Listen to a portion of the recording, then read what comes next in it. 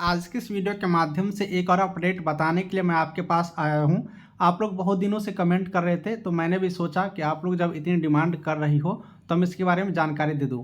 BTSC ANM में आप लोग जो फॉर्म अप्लाई किए हैं विज्ञापन संख्या 7/2022 के अंतर्गत, इसमें मैं आज बात करने वाला हूं एक्सपीरियंस वाले कैंडिडेट के लिए और कुछ वैसे कैंडिडेट जिनका रिजल्ट में थोड़ा सा बाधा आ सकती है उसके बारे में। सबसे पहले मैं फ्रेंड्स आपको यहाँ पर लेकर आऊँगा कुछ डॉक्यूमेंट वर्क पर, है ना। डॉक्यूमेंट वर्क के अकॉर्डिंग ही आप लोग यहाँ पर कुछ कर पाएंगे।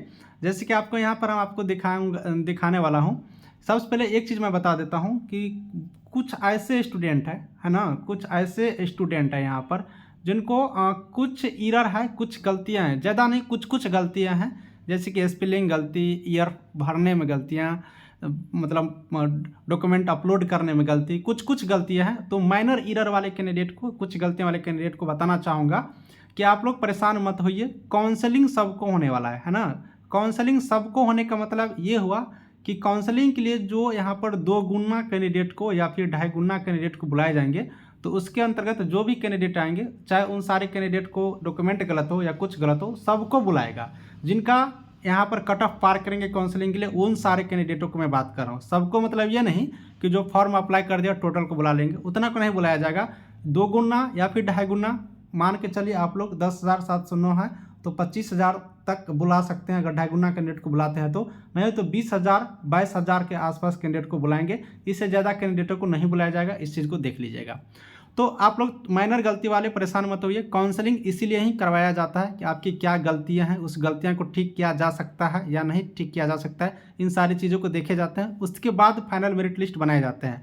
तो आप लोग बिल्कुल हताश ना हो, परेशान ना हो, काउंसलिंग का इंतजार करिए। उसके बाद आप लोग को कुछ यहाँ पर स्पष्ट होगा कि आपको जो छोटी छोटी गलती हैं उसको सुधार होंगे या नहीं।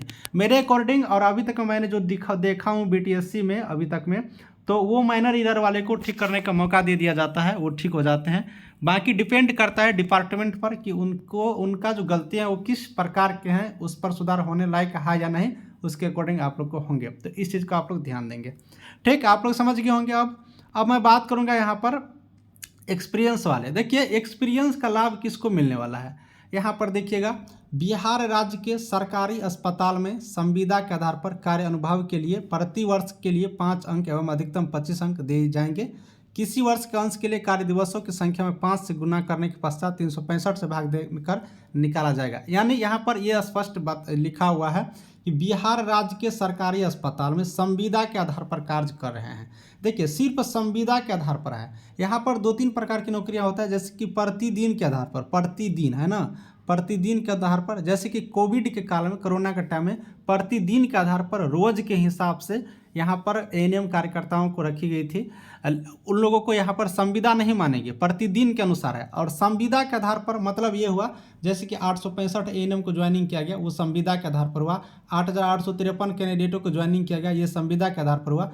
तो इन लोगों को यहाँ पर लाभ मिलेंगे। अब यहाँ पर और जो प्राइवेट कॉलेज में यहाँ पर किए होंगे, उन सारे कैंडिडेटों को नहीं मिलेंगे। जो अदर स्टेट से करके आए होंगे उनको तो बिल्कुल नहीं मिलेंगे, क्योंकि यहाँ पर बिहार राज्य के अंतर्गत ही बात हो रहा है। इन सारे कैंडिडेटों को मिलने वाला है एक्सपीरियंस का लाभ, 1 वर्ष के लिए 5 अंक। इतना तो आप लोग जानते ही होंगे, है ना। तो यही चीज़ है।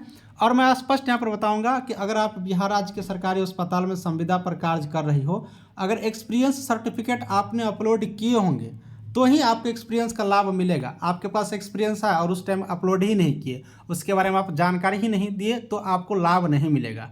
उसको जानकारी दीजिएगा, तब तो उन्हें पता चलेंगे कि नहीं इनके पास एक्सपीरियंस है। सिंपल सी सोचने के बाद खुद से है, तो यही चीज़ है, उन्हीं कैंडिडेटों को मिलेगा। तो ये एक्सपीरियंस का है। साथ ही एक्सपीरियंस वाला जो डॉक्यूमेंट अपलोड किए हैं वो काउंसलिंग टाइम में दिखाना होगा, सैलरी स्लिप दिखाना होगा।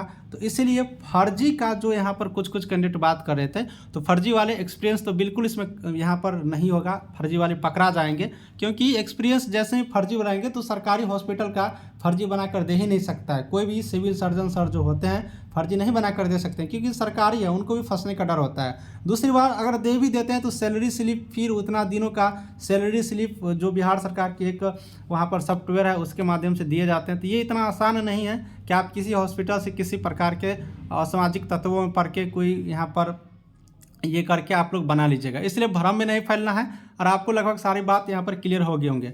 तो मेरे प्यारे सिस्टर, आपको भी अगर कोई मन में डाउट हो, प्रश्न हो, तो आप कमेंट करिएगा। आपके कमेंट मुझे अच्छा लगता है तो आपके ऊपर मैं वीडियो बना दूंगा। अगर आपका कमेंट थोड़ा इजी रहेगा तो मैं उसका आंसर वहीं पर दे दूंगा। लेकिन जरूर अपनी समस्या बताइएगा। टेलीग्राम ग्रुप का लिंक डिस्क्रिप्शन में ज्वाइन करिए, वहां से भी डायरेक्ट प्रश्न पूछ सकते हो। बीटीएससी से रिलेटेड हर खबर के लिए रिक्वेस्ट करता हूँ सब्सक्राइब करिए। यही है आपके भाई चंदन का चैनल, जहाँ पर सबसे पहले सटीक न्यूज हमेशा आपको प्रोवाइड कराते रहते हैं। मिलूंगा नेक्स्ट वीडियो में। Thank you.